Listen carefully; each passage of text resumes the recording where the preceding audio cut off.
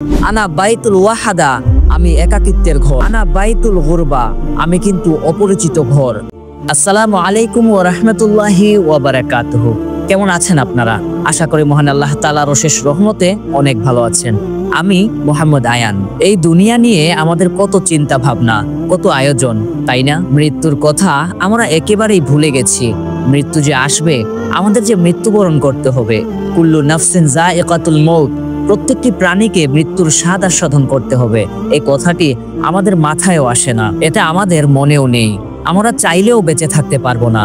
এই দেহ থেকে নিঃশ্বাস বের হয়ে যাবে, আর নিঃশ্বাস বের হয়ে গেলে মানুষ আমাদের লাশ হিসেবে চিনবে, আর সেই লাশটিকে কবরে দাফন করে দেয়া হবে।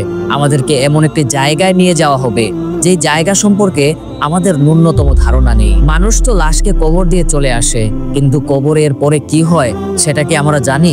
আমরা অনেকেই জানি না। মৃত্যুর পর একজন নেককার বান্দা এবং একজন বদকার বান্দার কবরে কি কি ঘটে, এ নিয়ে ইতিমধ্যে আমাদের চ্যানেলে দুটি ভিডিও রয়েছে। আপনারা চাইলে এই ভিডিওটির শেষে সেই ভিডিওগুলো দেখে নিতে পারেন। এতে করে আপনাদের ঈমান আরো মজবুত, আরো সতেজ হয়ে যাবে ইনশাআল্লাহ। আমরা কেউ যেন মৃত্যুর পর কবরের সেই ভয়ঙ্কর পরিস্থিতির মুখোমুখি না হই, সেজন্য কবর প্রতিদিন জীবিতদেরকে এই 4টি কথা চিৎকার দিয়ে দিয়ে বলতে থাকে। আর আমি আজকে আপনাদেরকে সেই 4টি জিনিস সম্পর্কেই বলতে যাচ্ছি ইনশাআল্লাহ। চলুন তাহলে কথা না বাড়িয়ে মূল ভিডিওতে চলে যাই। কবর প্রতিদিন যে 4টি কথা আমাদেরকে স্মরণ করিয়ে দেয়, তার প্রথমটি হচ্ছে, কবর আমাদের প্রতিদিন বলতে থাকে, আনা বাইতুল গুরবা, আমি কিন্তু অপরিচিত ঘর, তাই আমার কাছে আসার পূর্বে ভেবে চিনতে আসবে। এটা তোমার বাড়ি নয়, এটা তোমার মেহমান খানা নয়, আমার সম্পর্কে তোমার ন্যূনতম ধারণা নেই। অতএব আমার কাছে আসার পূর্বে ভেবে চিনতে আসবে, নেক আমল নিয়ে আসবে, নতুবা আমি কবর তোমাকে চিনব না। আমার কাছে তোমার জন্য থাকবে চরম দুর্ভোগ। নাম্বার 2, কবর আমাদের বলতে থাকে, আনা বাইতুল ওয়াহাদা, আমি একাকিত্বের ঘর, আমার ভিতরে কোনো সঙ্গী সাথী নেই। আমার কাছে আসার পূর্বে ভেবে চিনতে আসবে, কারণ আমার ভিতরে তোমাকে একা থাকতে হবে, তোমার সঙ্গে কেউ থাকবে না। তোমার প্রিয়জন, তোমার আপনজন, তোমার স্বজন, তোমার ভালোবাসার মানুষ, তোমার বাবা মা, তোমার সন্তান সন্ততি, আত্মীয় স্বজন, কেউ তোমার সাথে থাকবে না। তোমাকে আমার কাছে একাই আসতে হবে আর একাই থাকতে হবে।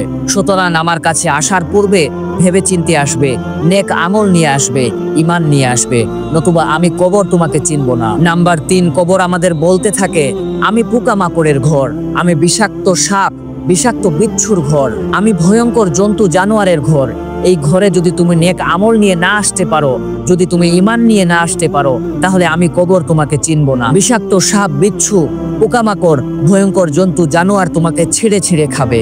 সুতরাং আমার কাছে আসার পূর্বে অবশ্যই নেক আমল নিয়ে আসবে। নাম্বার 4, কবর আমাদের প্রতিদিন ডেকে ডেকে বলতে থাকে, আনা বাইতুত তুরাব, আমি মাটির ঘর, যে ঘরে দরজা জানালা কিচ্ছু নেই, চারিদিকে শুধু অন্ধকার, তুমি চাইলেও সেখান থেকে পালাতে পারবে না। ডানে বামে, সামনে পিছনে, উপরে নিচে, সব জায়গায় শুধু মাটি, তোমাকে রক্ষা করার জন্য কেউ আসতে পারবে না। অতএব আমার কাছে আসার পূর্বে ভেবে চিনতে আসবে, নেক আমল, ভালো কাজ আর ঈমান নিয়ে আসবে, না হয় আমি কবর তোমাকে চিনব না। প্রতিদিন কবর আমাদের এই 4টি কথা প্রতিনিয়ত শোনাচ্ছে, কিন্তু আমাদের কোনো হুঁশ নেই, আমাদের কোনো খবর নেই। হারাম আর দুনিয়াবি চিন্তায় মগ্ন রয়েছে আমরা, পাপের সাগরে খুব আনন্দের সাথে সাঁতার কাটছি আমরা। মৃত্যুর কথা আমাদের একেবারেই মনে নেই, অথচ সবকিছু অনিশ্চিত হলেও মৃত্যু নিশ্চিত, আমাদের মরতেই হবে।